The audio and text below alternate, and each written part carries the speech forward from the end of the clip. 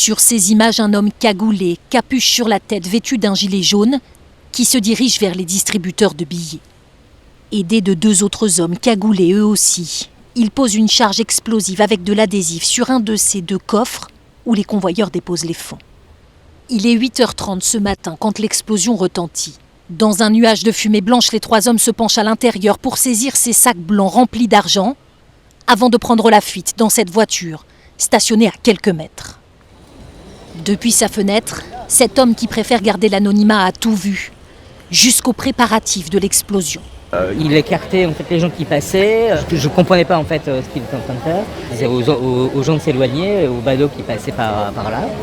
Et puis à un moment donné, en fait, il s'est fait aider par un de ses collègues parce qu'il n'arrivait pas à allumer la mèche. Il s'est écarté une dernière fois, puis là, il y a eu une explosion, en fait, une déflagration. L'explosion a retenti à plusieurs kilomètres à la ronde. Les fenêtres brisées au premier étage du bureau de poste visé et la vitrine de cette boutique voisine témoignent de la force de la déflagration. Tout s'est passé en quelques minutes et en plein jour. Beaucoup de témoins n'ont pas réalisé tout de suite qu'ils assistaient à un braquage. Je suis arrivé, j'allais pour chercher de l'argent au distributeur, puis j'ai vu un gars qui criait. Le gars pensait que c'était quelqu'un qui n'était pas bien dans sa tête. Et puis il devait avoir quelque chose dans sa main, et puis il s'est approché vers moi.